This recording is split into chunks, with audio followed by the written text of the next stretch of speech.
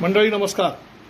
मंडळी, राज्य विधान परिषदेच्या 17 जागांसाठी निवडणूक होते आहे आणि या निवडणुकीमध्ये सगळ्यात डोकेदुखी होती ती महायुतीतलं जागा वाटप आणि जागा वाटप ज्या पद्धतीने हे पार पडलेलं आहे ते वरवर पाहता अगदी सुलभ, साध्या आणि सरळ पद्धतीने वाटप पार पडल्याचं आपल्याला दिसलं, तरी प्रत्यक्षामध्ये हे जागा वाटप पार पडताना अत्यंत संघर्षमय अशी भूमिका तिन्ही पक्षांनी घेतलेली होती. राष्ट्रवादी काँग्रेस अजित पवार पक्ष जो आहे त्याला जास्त जागा हव्या होत्या, मात्र त्यांचा आत्ता जरा कमी झालेला आहे. म्हणजे त्यांचं म्हणणं जे किंवा त्यांची जी ताकद आहे, त्यांचा जो आवाज आहे ना, तो सध्या कमी झालेला आहे.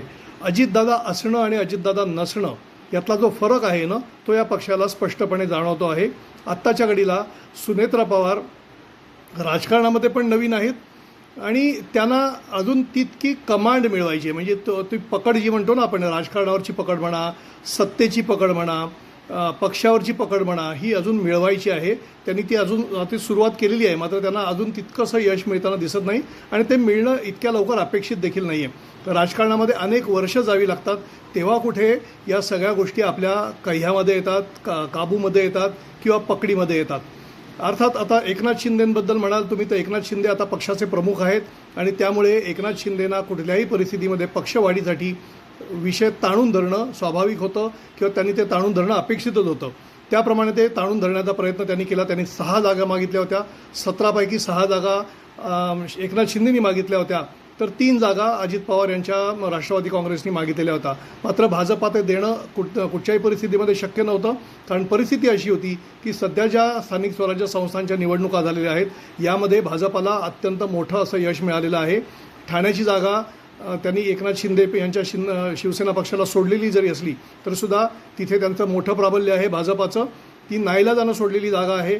ठाणे सोडले, परभणी सोडली आहे, यवतमाळ सोडलेली आहे आणि नाशिक सोडलेली आहे. नाशिक सोडताना देखील फार मोठी नाराजी पक्षांतर्गत सहन करावी लागणार आहे भाजपाला. मात्र या 4 जागा शिंदे गटाला मिळालेल्या आहेत, 2 जागा राष्ट्रवादीला मिळालेल्या आहेत. त्यातली पुणे आणि आणि कोकण या जागा मिळाल्या जातात. कोकणामध्ये शिंदे आणि राष्ट्रवादीचा संघर्ष जगजाहीर आहे. तिथे अद्यापही संघर्ष सुरू आहे, मात्र जागा ती राष्ट्रवादीच्या वाट्याला आलेली आहे.